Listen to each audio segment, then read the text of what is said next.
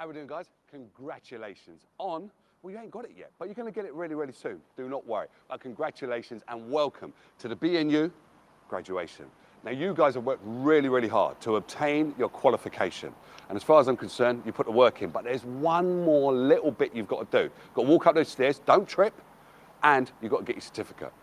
Parents, grandparents, uncles, aunties, brothers, sisters, whoever you've brought in with you, what you have to do is get ready, because this moment, you're going to capture it. It's going to be up, take the picture, bosh, and that's it, over and done with. And it is quick as that. When I got my graduation from this university, I felt exactly the same way you guys are feeling. Nervous, happy, and excited. Enjoy it.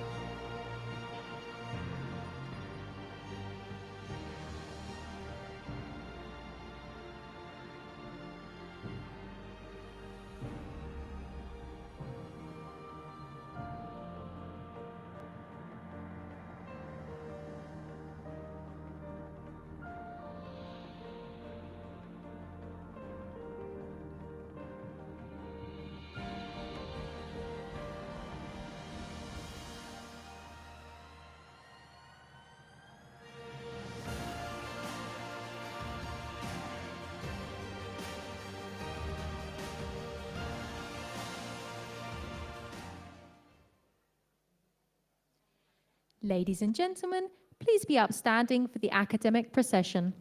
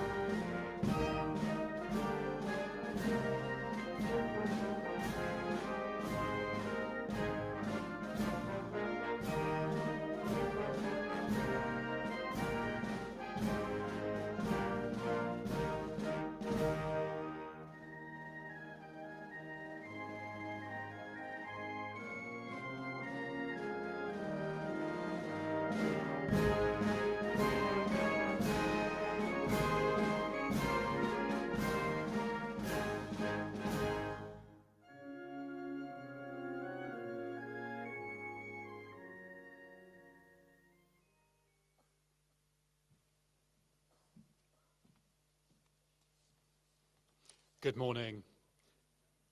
I declare this degree, congregation and awards ceremony open. Please be seated.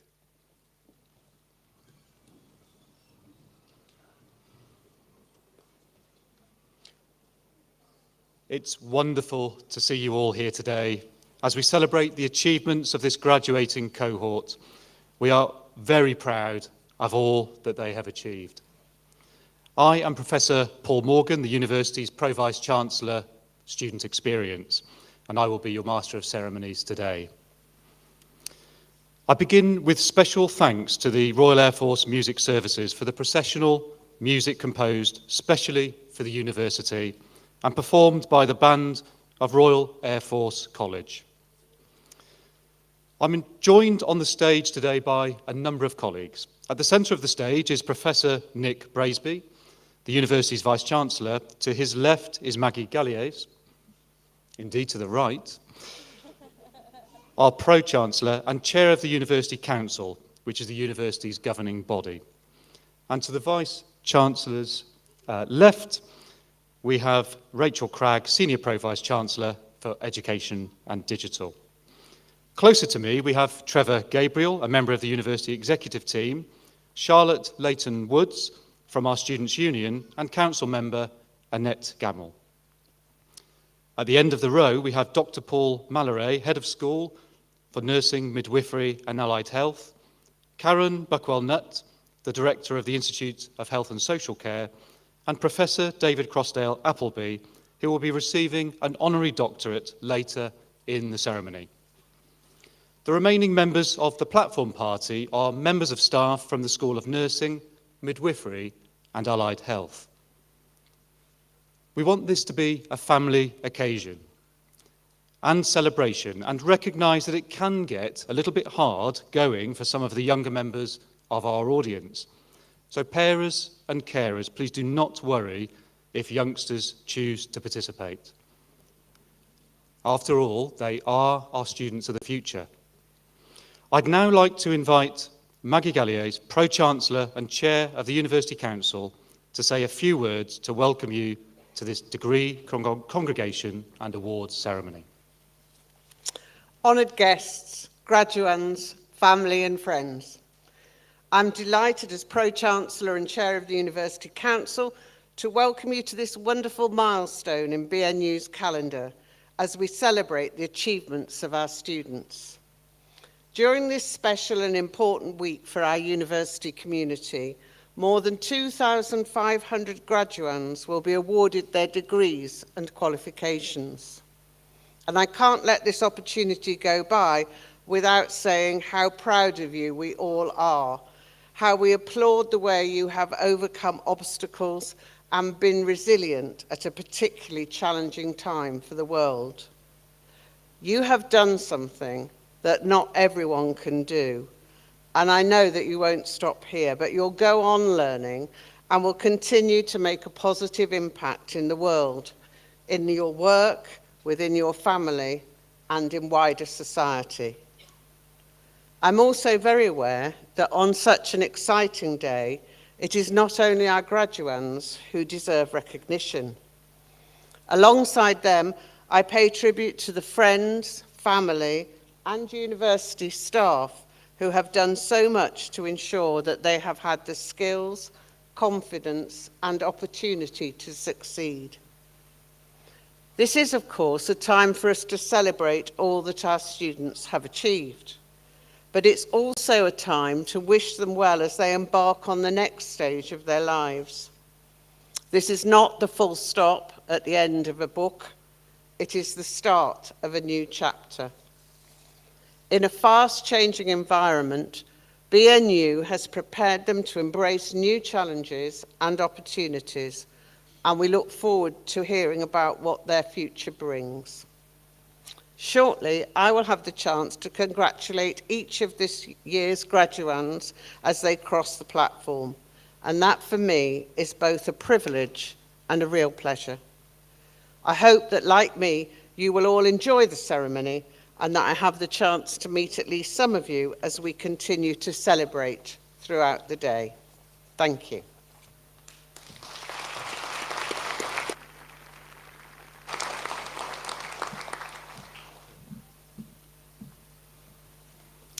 Thank you. It's now my great pleasure to introduce the university's Vice-Chancellor, Professor Nick Braisby.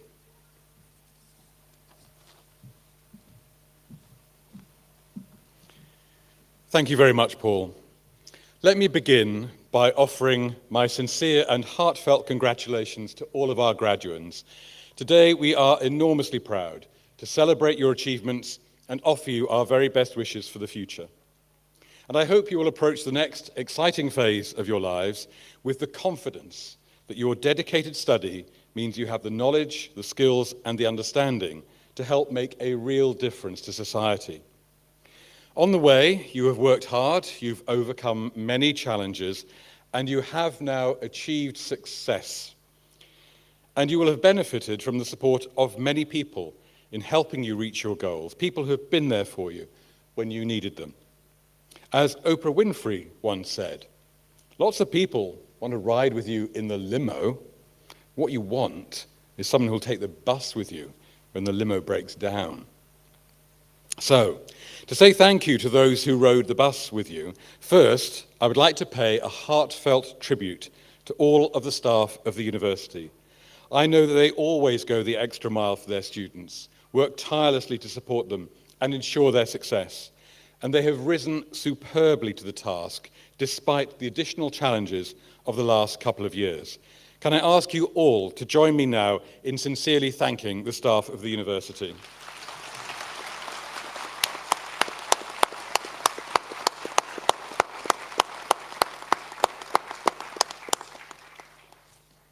Thank you. But you could not have succeeded either without the support of your friends, your family, and your loved ones. So, without losing your hats, can I please ask all of the graduates to stand? Well done. Turn around 180 degrees and find those in the audience whose love and support has helped you succeed. Give them a huge cheer and round of applause.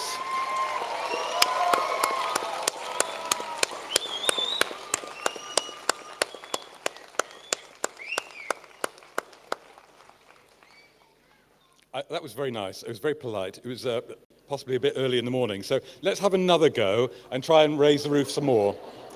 More noise.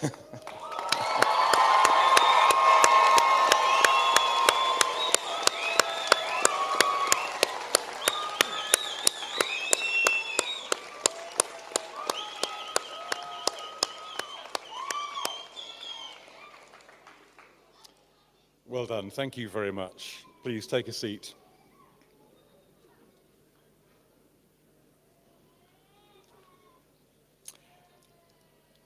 Now, research has shown that as graduates, you have a great deal to be thankful for.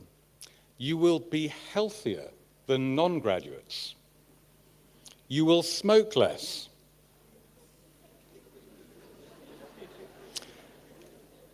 Research tells us you will drink less.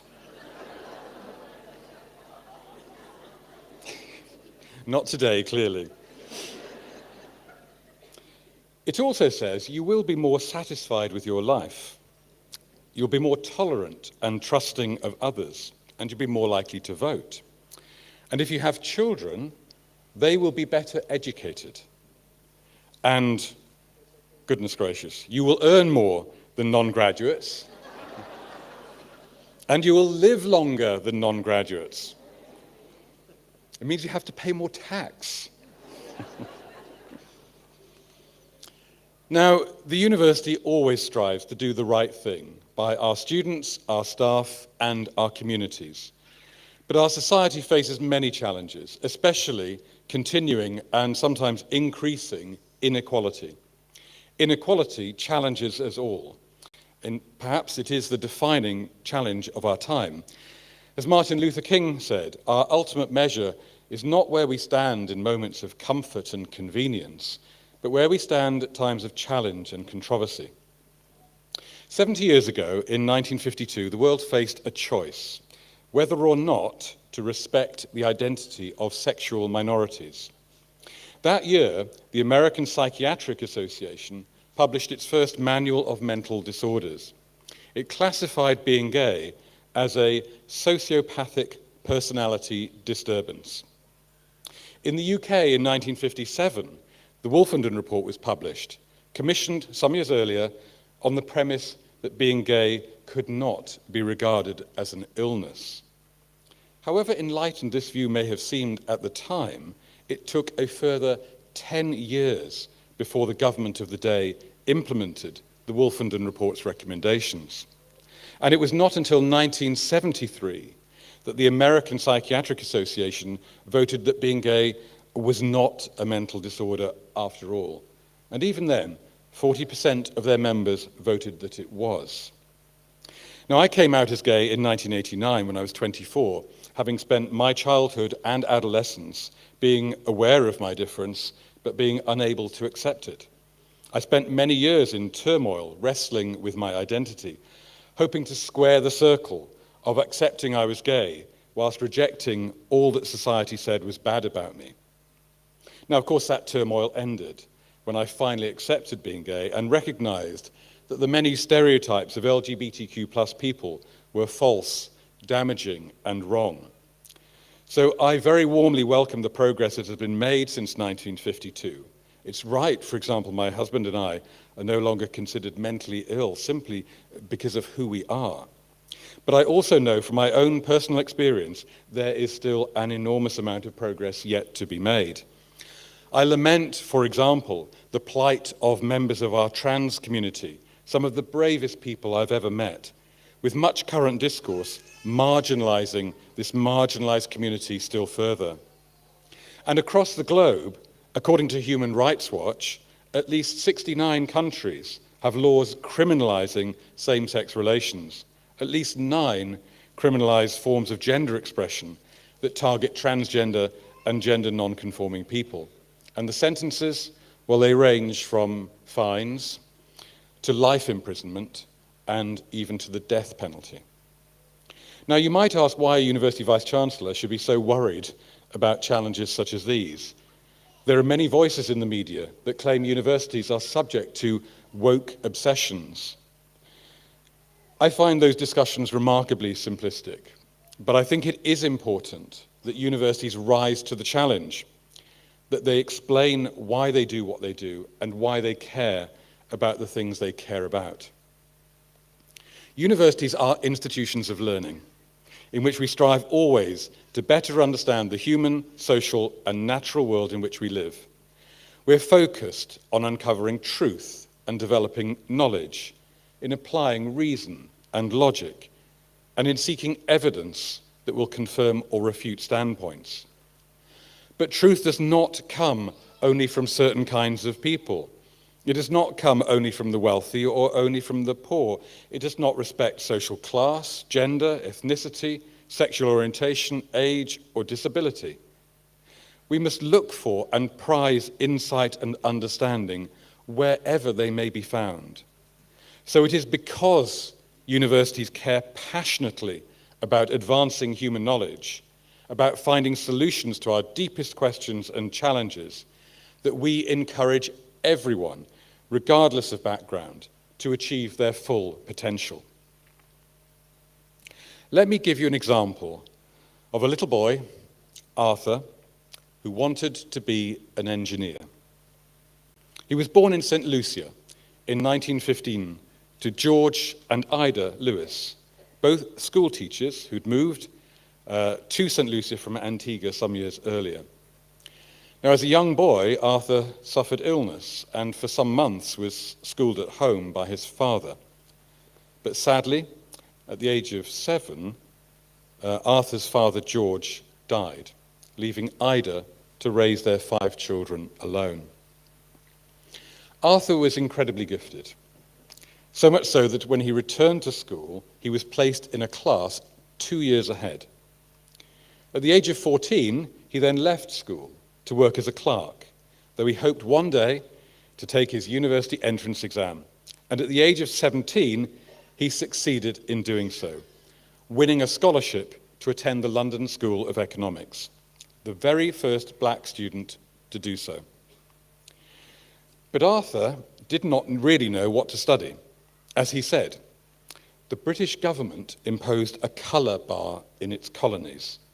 So young blacks went in only for law or medicine, where they could make a living without government support. I wanted to be an engineer, but this seemed pointless, since neither the government nor the white firms would employ a black engineer.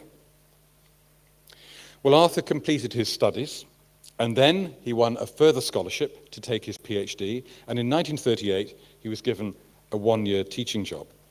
Even then, his teaching was restricted because of the fear that students would not wish to be taught by a black member of staff. In fact, Arthur recounted being, as he said, subjected to all the usual disabilities: refusal of accommodation, denial of jobs for which he'd been recommended, generalized discourtesy, and the rest. Now, despite all the challenges he faced, all the reasons he might not have succeeded, Arthur Lewis was an enormous success. He became Britain's first black lecturer, and then its first black professor. He went on to work for the United Nations, and he advised both African and Caribbean governments. He became the first Vice-Chancellor of the University of the West Indies, and in 1963, he was knighted by Her Majesty the Queen. He was the first black person to hold a full professorship at Princeton University, and in 1979, he became the first black recipient of a Nobel Prize for Economics. In fact, the only Nobel Prize that has been awarded to a black recipient outside of the disciplines of peace and literature.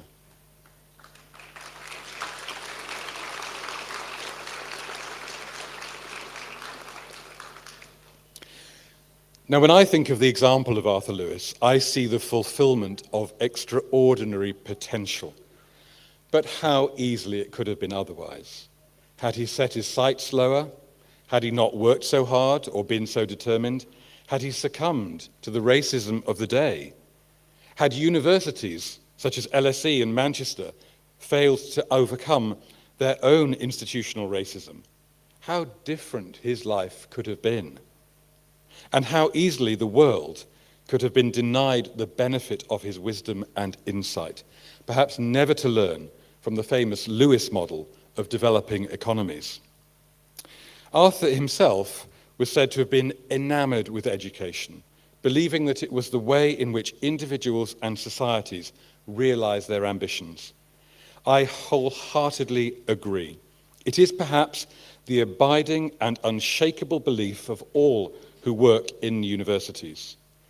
So for me, as a university leader, addressing deep inequalities is not a woke obsession, but a requirement for ensuring that our society develops the best possible understanding of the world in which we live so that we can collectively address our most serious and pressing challenges.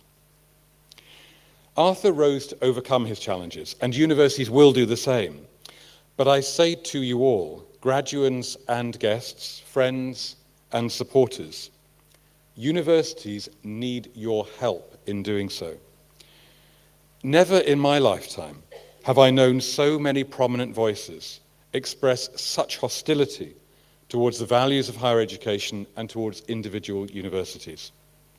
This discourse can only serve falsely to erode confidence in our public universities and threaten to undermine the good work that we do.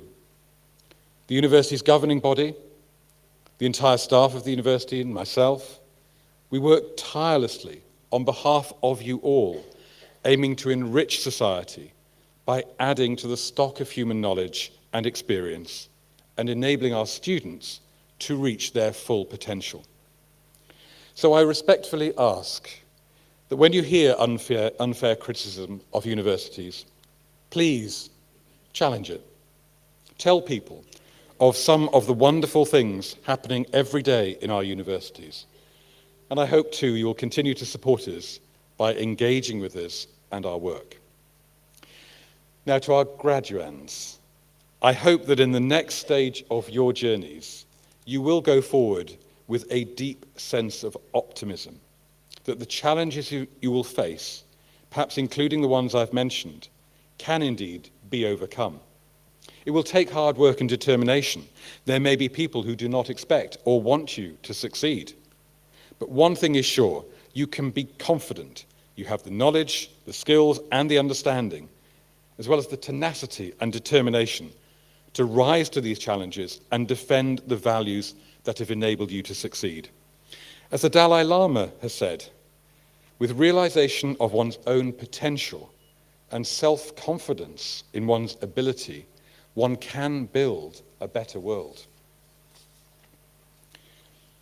Now, the university is highly skilled at rising to the challenges it faces, and today we celebrate many successes we've enjoyed over the past year.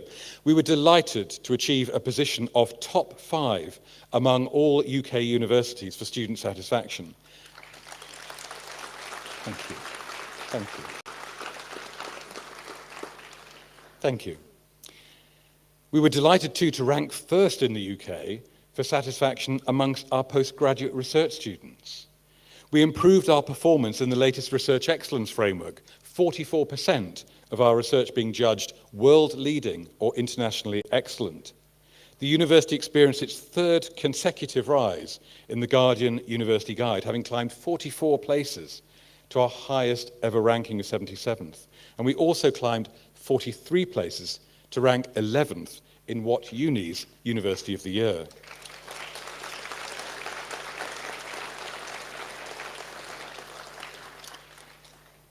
Again, this year, we achieved a gold CSR accreditation, an award which recognises sustainable and ethical businesses, and we were nominated for a prestigious Green Gown Award for student engagement. We won capital funding of £2 million from the Office for Students to help develop allied health through the university's Institute for Health and Social Care. And we continued to play our part in addressing the challenge of inequality.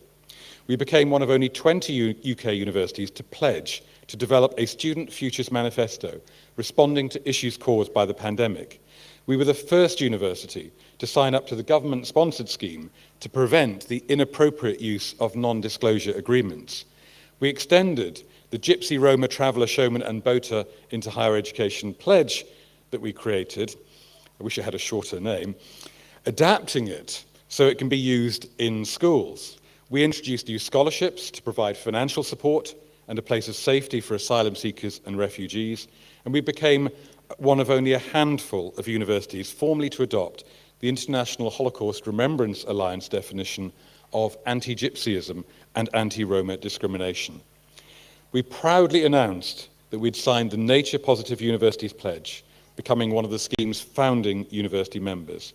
And finally, in May of this year, we announced that this week, in fact, we would be appointing Jay Blades as the university's very first Chancellor. Now, in the past year, the School of Nursing and Allied Health has achieved some striking successes. The school has conducted research into the challenges of learning new terminology and has created a successful short course which significantly improved students' ability to understand medical terminology. The school is now actively working in collaboration with the University's School of Creative and Digital Industries on the creation of a medical terminology mobile app. The school introduced innovative new programs, including a Master's in Nursing and a new undergraduate program in Midwifery. We were delighted that David Rawcliffe, a senior lecturer in mental health, was awarded the title of Educator of the Year at a glittering ceremony for the Student Nursing Times Awards. And the school has again been shortlisted this year in 4 categories of the same awards. The school has played a key role in the development of our Aylesbury campus, which will house new virtual reality technology to expand simulation facilities, and a new Centre of Excellence for Digital Health, all in collaboration with our partner NHS Trusts and the Bucks Health and Social Care Academy. And lastly, the school was tremendously successful this year in the National Student Survey, with mental health in particular being notable, ranked 3rd best in the UK for overall satisfaction, and adult nursing being ranked 10th best across all questions in the survey.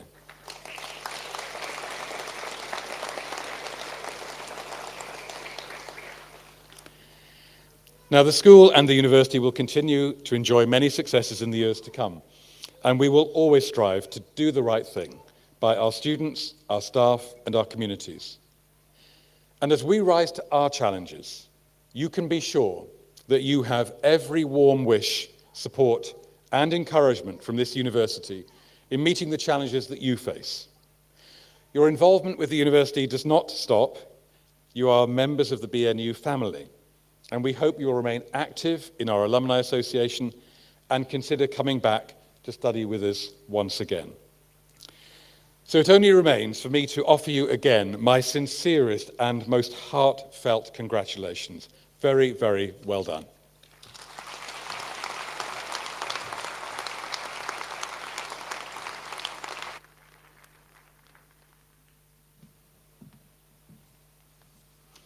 Thank you, Nick. We've now arrived at the part of the ceremony you've been waiting for, where we confer awards on our graduating students. You will enter the stage to my left as graduands. You will then walk across the stage and shake hands or doff your hat to the Pro-Chancellor and Vice-Chancellor, and exit on this side as graduates. Whilst you do this, the audience will clap and cheer as we celebrate your achievements. The Head of School for Nursing, Midwifery and Allied Health, Dr. Paul Malloray, will now present graduands from programmes in that school.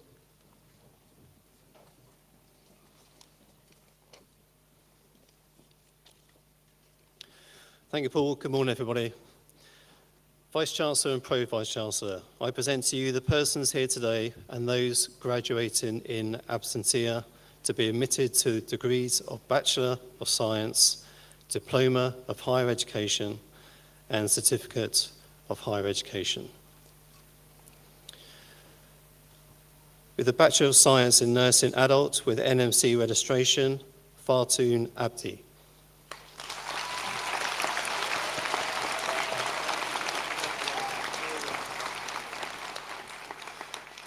Dorcas Amoa.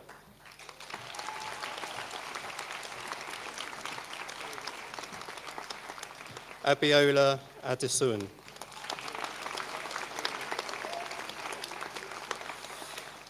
Aboud Alobouidi.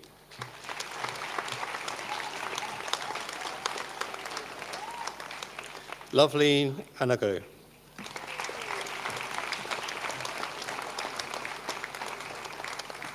Sita Anil.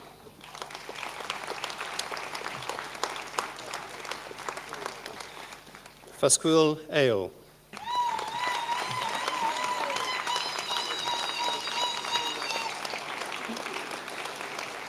Judith Arins.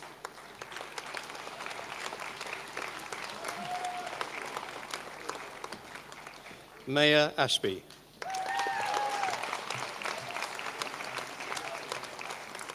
Cara Barrow.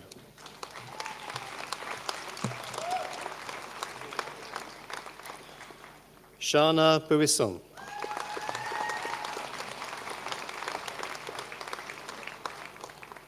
Tristan Charles.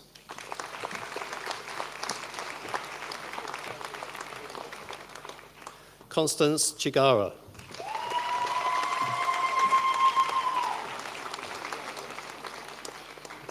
Charity Chimpanda.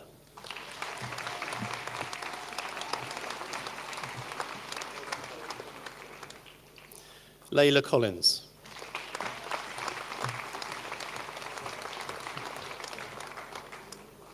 Siobhan Cunningham. Agatha Degula.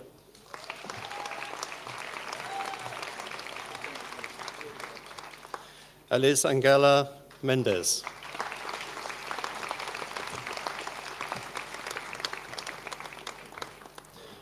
Sharon Dillon.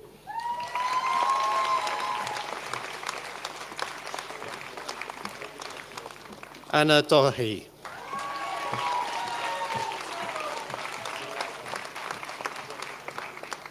Raquel Drackett.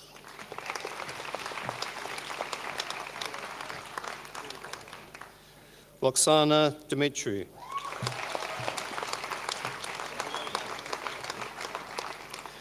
Elena Dunn.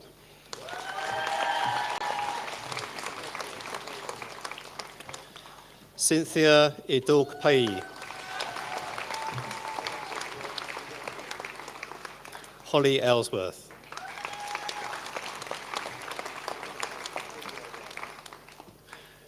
Uline Fleming.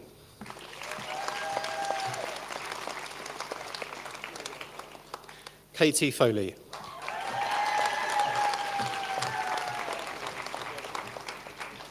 Alexis French Perkins. Judy Funganjara.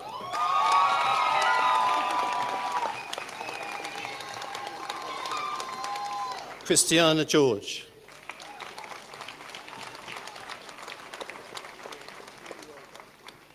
Kerry Gibson.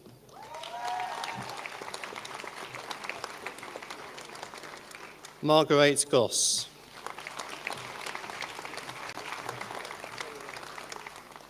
Libya Gurung.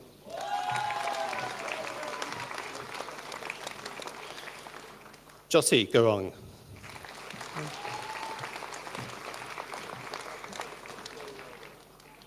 Laxmi Gurung.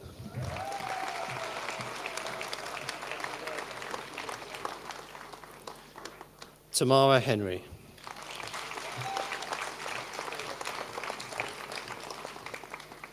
Robert Kangami.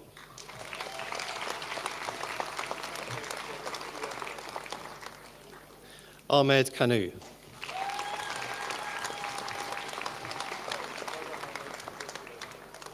Mandeep Kaur.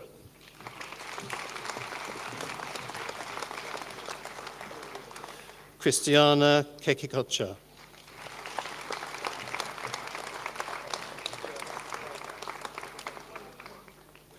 Faith Kinsella.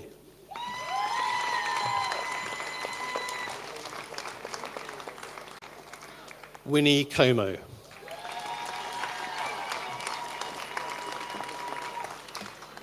Paulina Cosmic.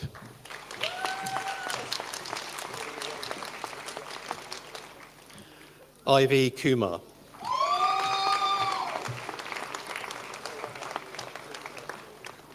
Charles Kuchar.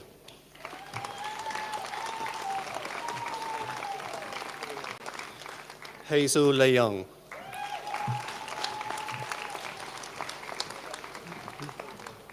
Jessica Lee.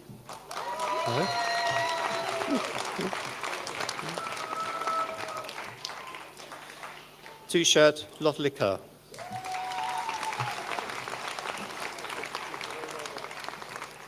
Kirsty MacDonald.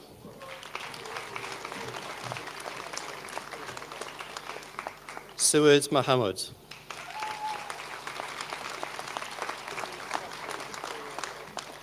Fatuma Makebell.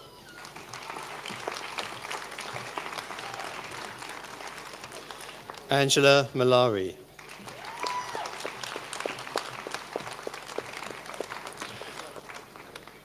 Immaculate Manka.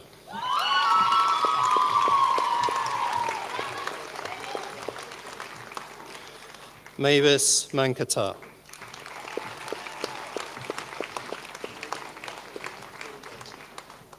Christine Mendes.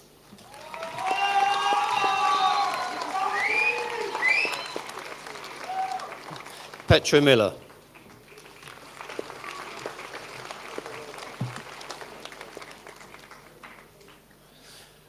Nadia Morandu.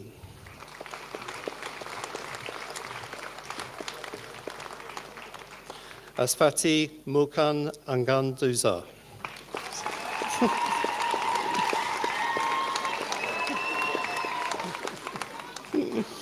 Marlene Murray.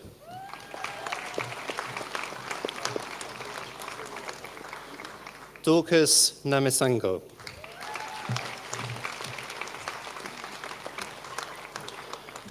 Sharon Natua.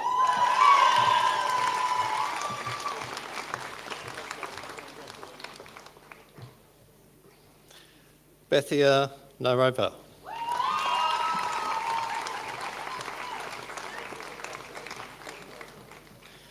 Immaculate Notcher.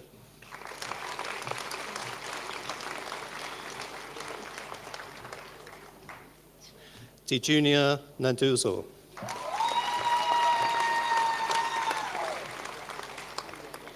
Stephanie Nayako.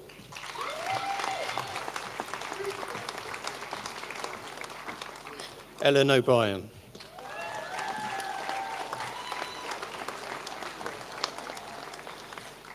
Chidi Alua.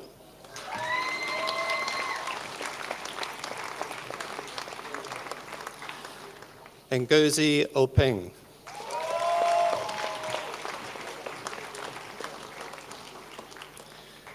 Ingrid Otti.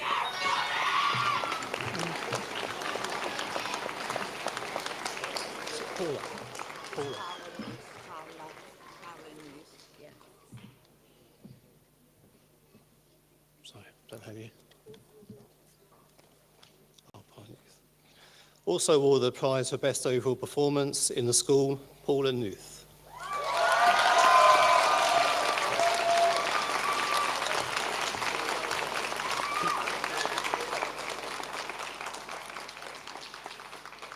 Richa Pun.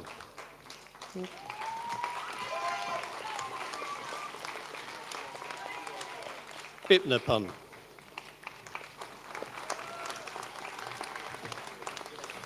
Angela Quayle-Skillen.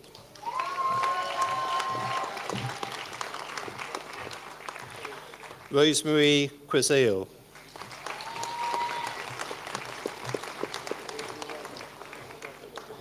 Hannah Race.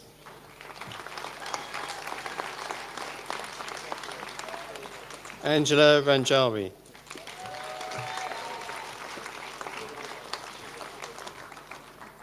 Bethany Rutledge Carr.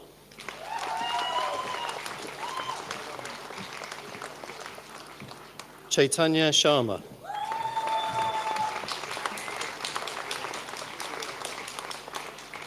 Bethlehem Shameles.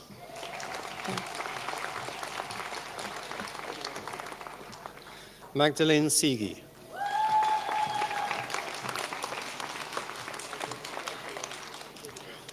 Patricia Selnger.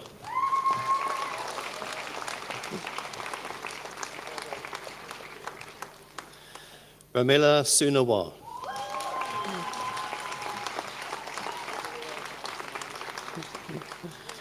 Anna Solkinza Vale-Scott.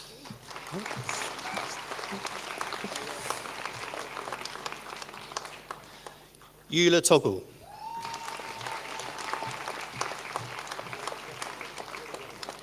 Arani Turaji.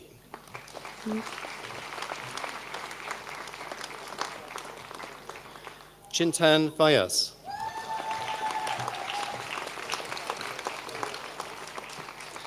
Sandra Yamoa.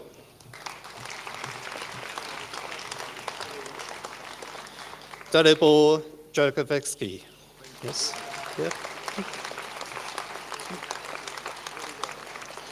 This concludes the first half of the presentation of awards.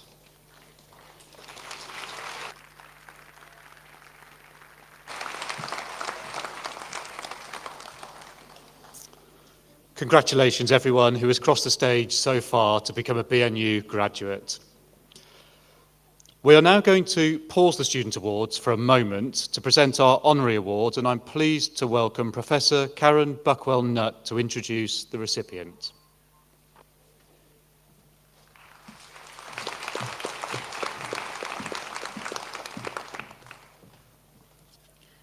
Thank you.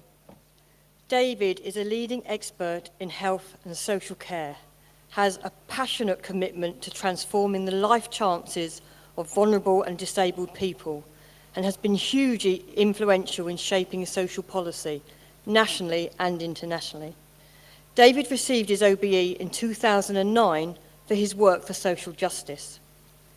David's commitment to public service and philanthropy spans many decades. In 1996, he left his international leading roles in marketing and communications to lead the development of the election strategy of South Africa's newly formed anti-apartheid Progressive Federal Party, and his hard-hitting communications drew the world's attention to the murder of the anti-apartheid activist Stephen Biko. David's work currently focuses on how best to redress the physical and mental health deficits of our population and reduce the growing health inequalities in our societies here and across the world. He holds several chair appointments, including the Royal College of Physicians, Dementia UK, Beyond Autism, and in the Public and Health and Social Care Advisory Committees, which create national guidelines for NICE, which is the National Institute for Health and Care Excellence. David has led many public sector organisations in medicine, health and social care, social work, forensic science, and criminal and civil justice. Commissioned by the government, he wrote an independent review of social work education, which was hugely welcomed by the profession. In anticipation of the formation of the new Health and Social Care Act 2022, at the request of the government, he created a programme of public lectures on the new integrated care systems, which now provide the legislative framework that supports collaboration and partnership working to integrate services for health and social care users leading to improving population health, patient experience, and reducing health inequalities. David has recently given a dementia awareness presentation to our university community of students and staff, which received high evaluation feedback and will hopefully be the first of many public series from him. We are very honoured and proud to welcome David to join our special university community as an honorary alumnus, and we look forward to continuing to work with him in our mission to transform lives through the education we provide.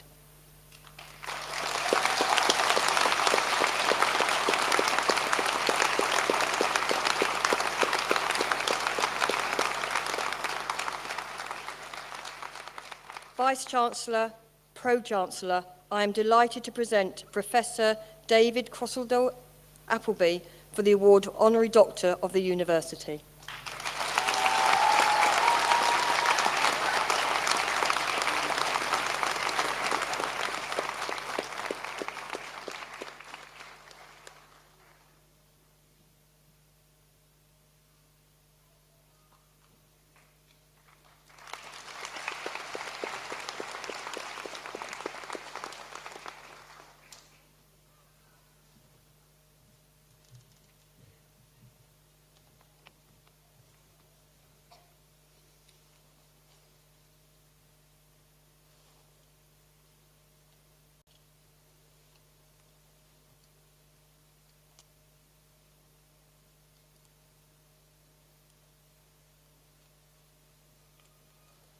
The technical hitch is one I shall overcome in a moment.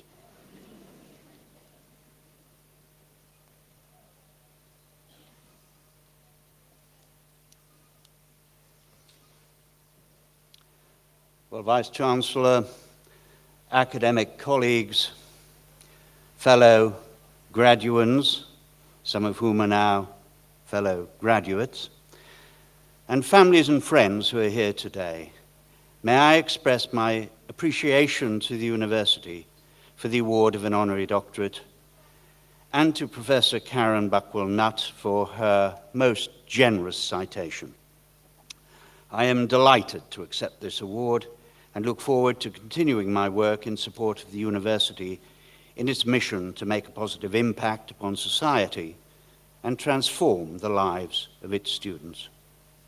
Now, as I look round at this glittering ceremony in which citizens of so many countries of the world are present, it is a reminder of the truly global nature of 21st century life.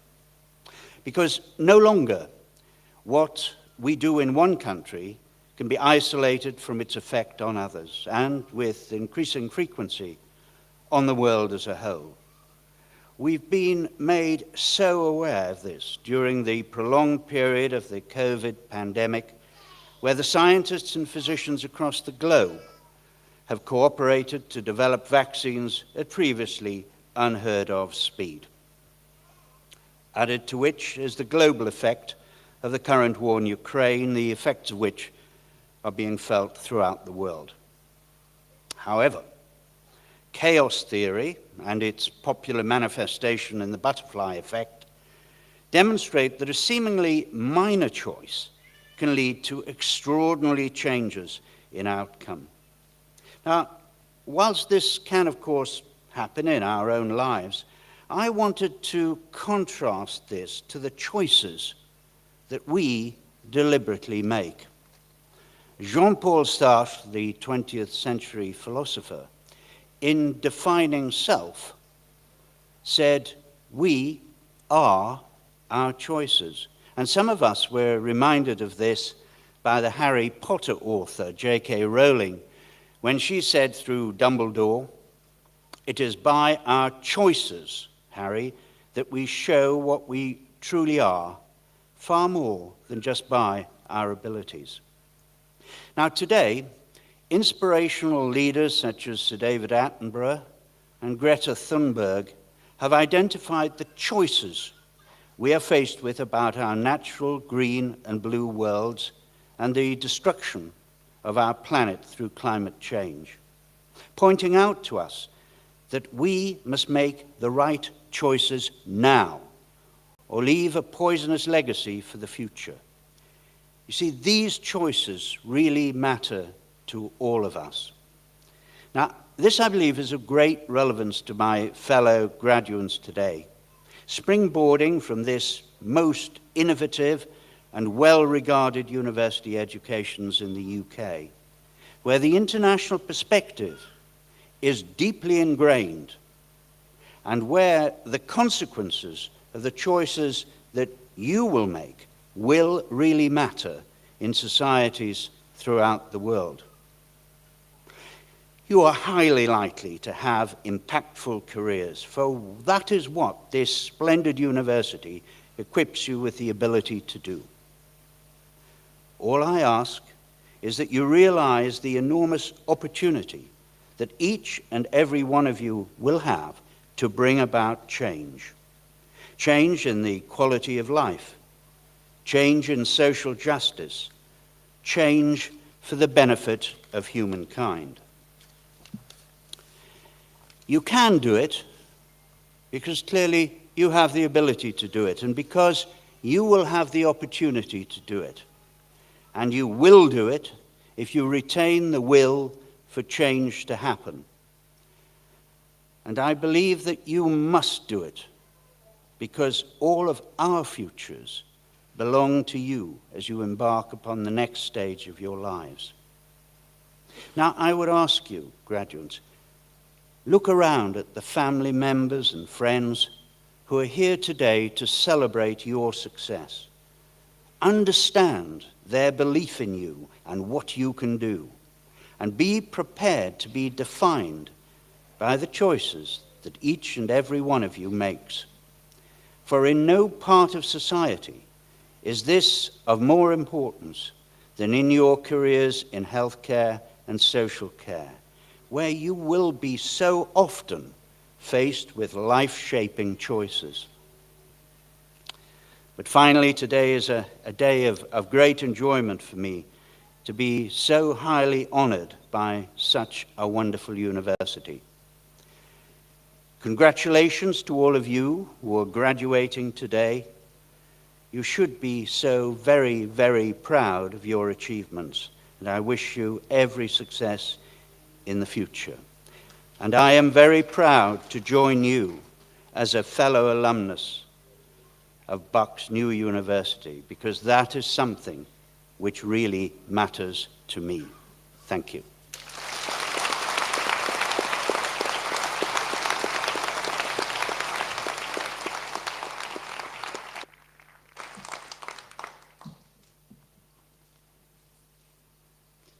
Many congratulations, David.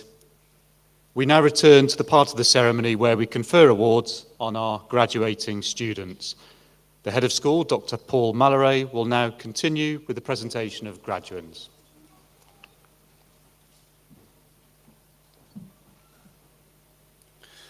With a Bachelor of Science in Nursing Adult with NMC registration, apprenticeship, Shakana Anun.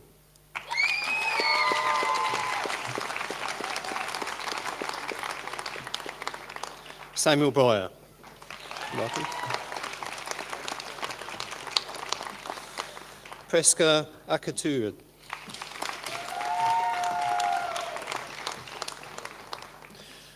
Brenda Gardner.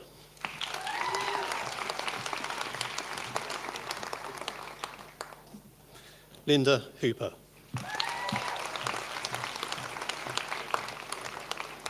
Lee Lottering. Claudia Anna Frey.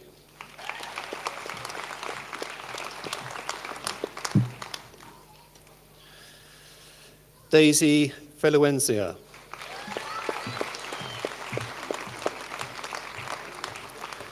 Falguni Sonny. Frederick Tappington.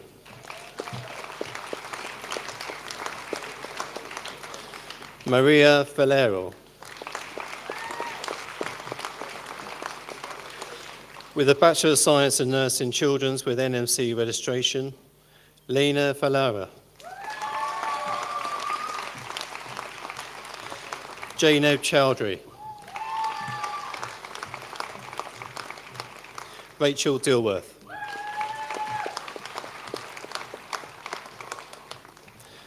Eddie J. Hazel.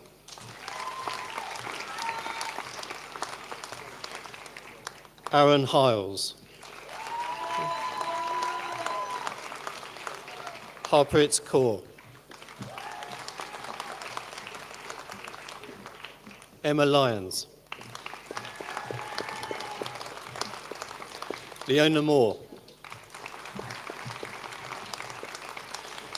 Rochelle Patel.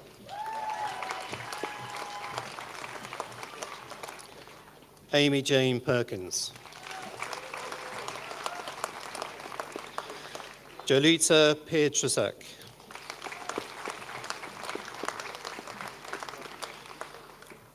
Ikra Ramzan. Adele Roche. Melissa Seals.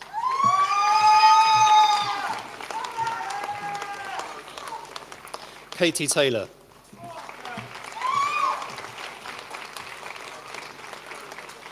With a Bachelor of Science in Nursing Children's with NMC registration, apprenticeships, Amelia Brown.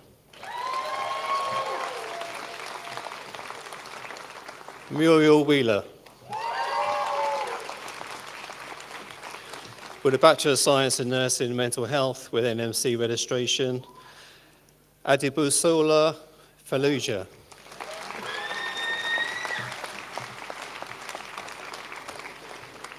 Catherine Achan.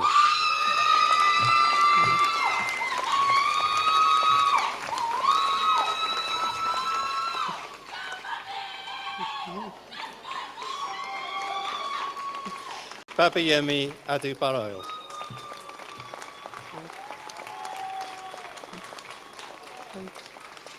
Adunola Adiboyi.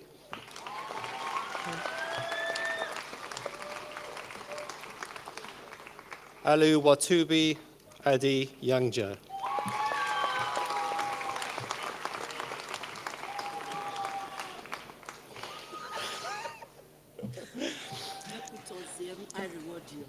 Ekatusium. I reward you. Congratulations. Thank you. Haja Conte.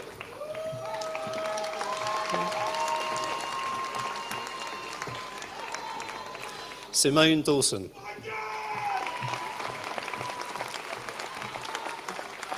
Sinead Fagan.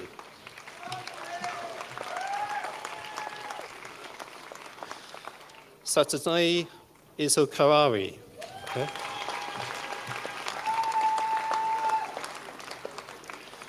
Colleen Kasandi. Carla Lunn. Edna Mayindo.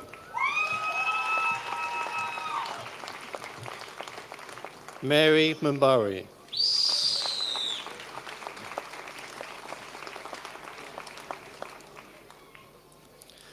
Shine Muchineri.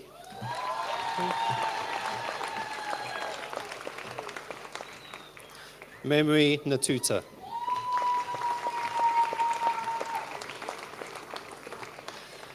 Adelani Alak Unjau.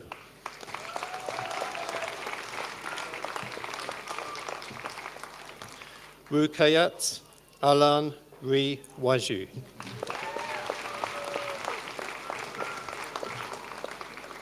Josephine Alun Ren Waju.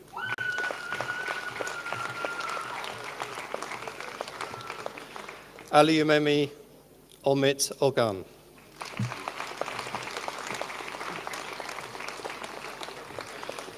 Jacqueline Ossi Kotu.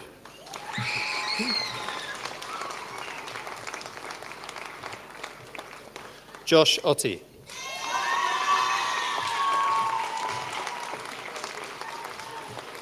Kadirat Raji. Abby Spackman.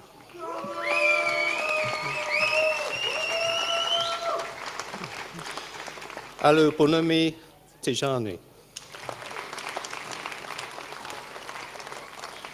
Elise Adiu.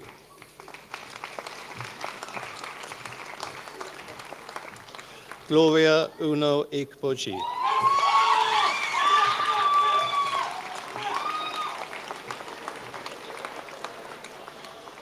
Paris Wampugo.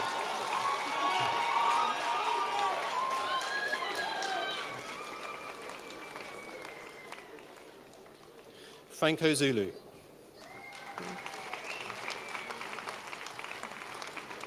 With a Bachelor of Science in Nursing and Mental Health with NMC registration apprenticeships, Agnes-Kar Haldiz.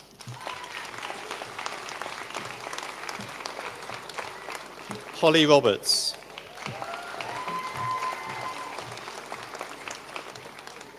Kay Roberts.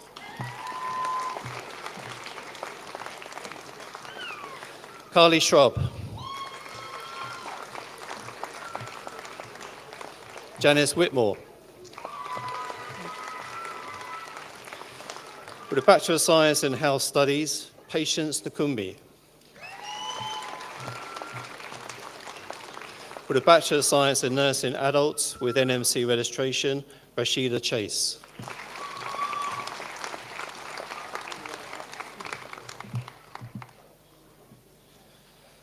Rosalane Wanami. Wanami.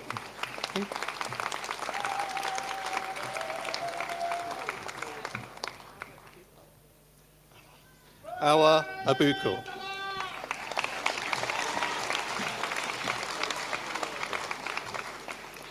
Tara Jaffrey.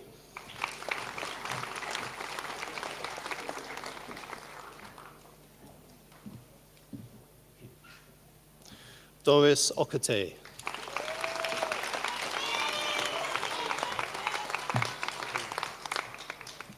Hilda Pratt.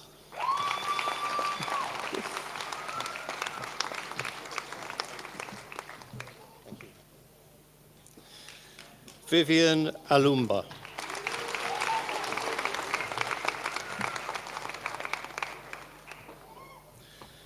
Sabatini Nokomba.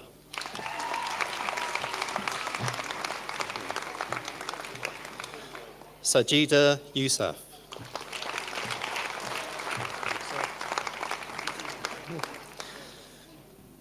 Peter Azizi.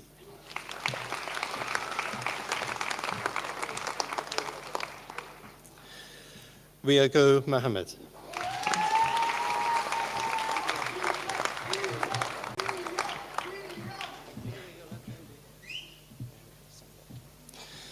Mary Alasande. Welcome.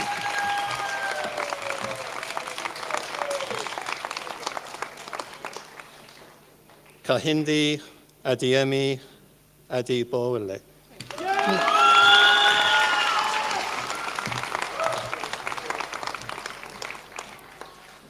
Taiwo Adio.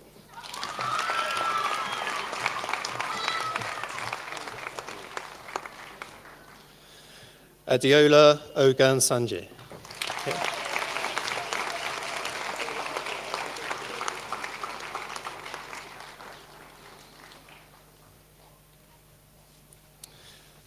That concludes the second part of the awards.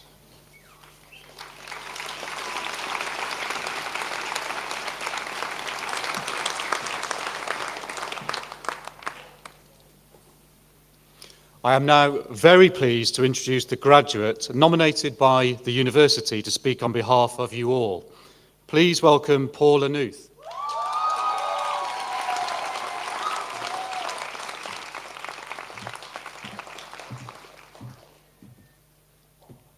Wow. I'm not sure what makes me more nervous, the talking or falling over my heels as I walk up. But Vice Chancellor, fellow graduates who I'm very, very privileged to represent, family and friends. On behalf of my fellow graduates, I give our sincere thanks to Professor Nick Braceby for receiving the graduates of School of Nursing, Midwifery and Allied Health.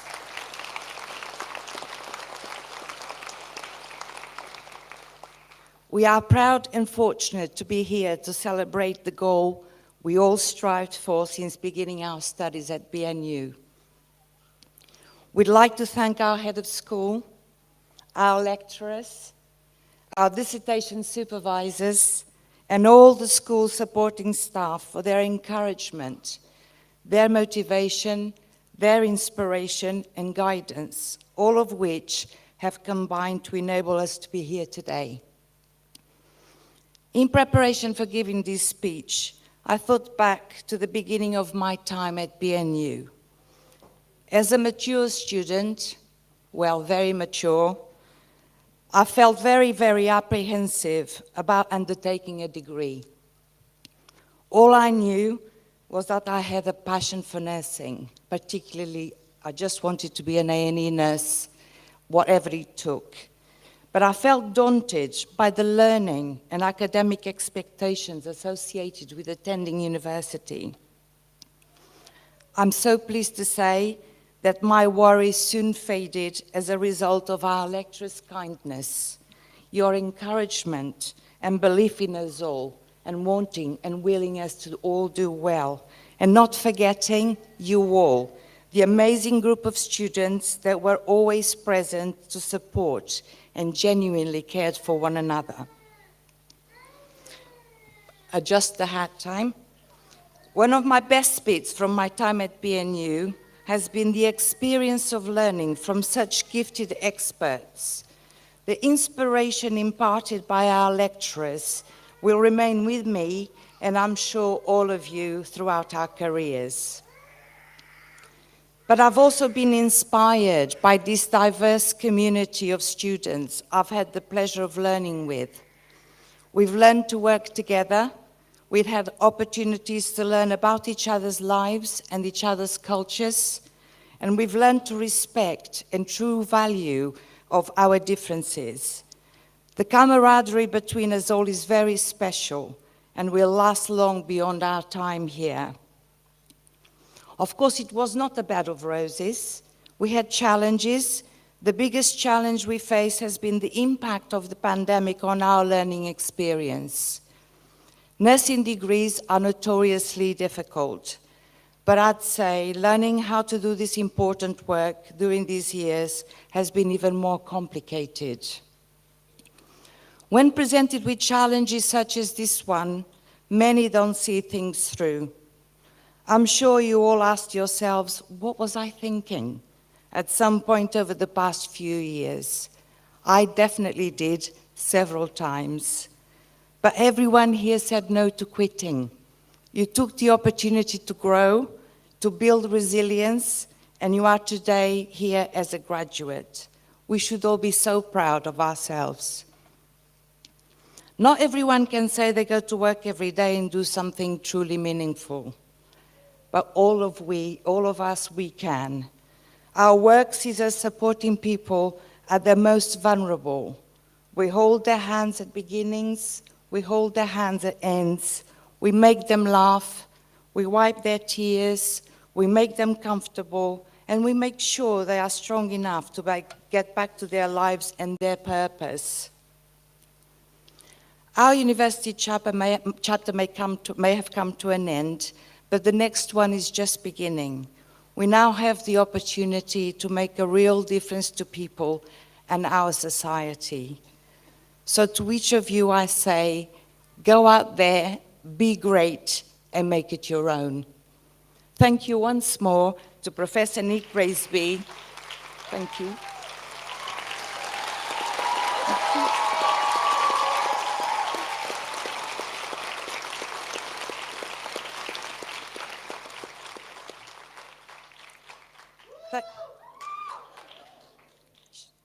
Thank you once more to Professor Nick Braisby for receiving the graduates of the School of Nursing, Midwifery and Allied Health.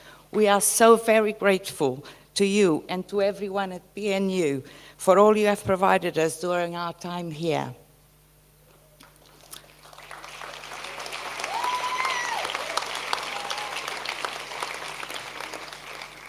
And we are also not alone in graduating today. So on behalf of the student community, I would like to congratulate Professor David Crosdale Appleby on your honorary award.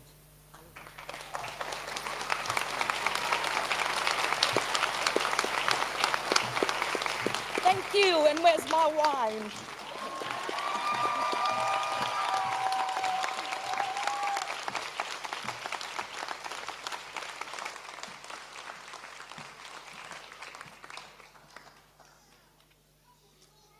Thank you, Paula, for that really inspiring speech on behalf of your fellow students.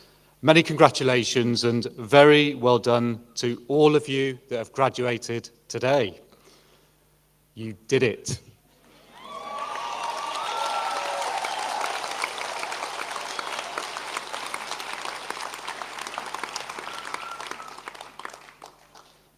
Having achieved your award, you now have your careers and many exciting new opportunities ahead of you.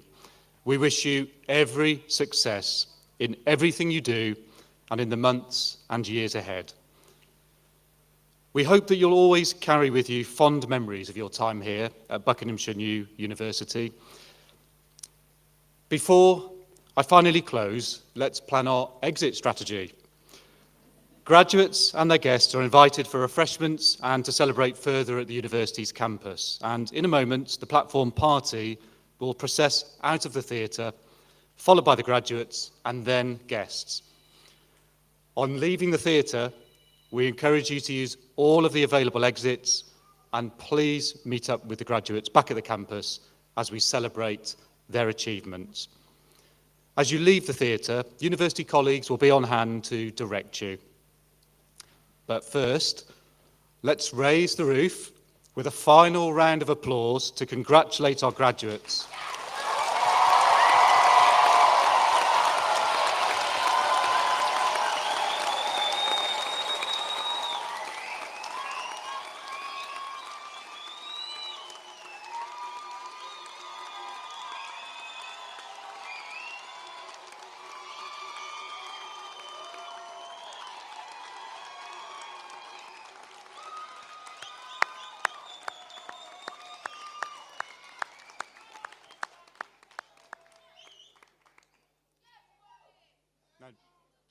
Now, normally we repeat that, but on this occasion, I think you really did raise the roof. I now declare this degree, congregation and awards ceremony closed. Please stand until the graduation procession and all of the graduates have left the auditorium and enjoy the rest of this special day.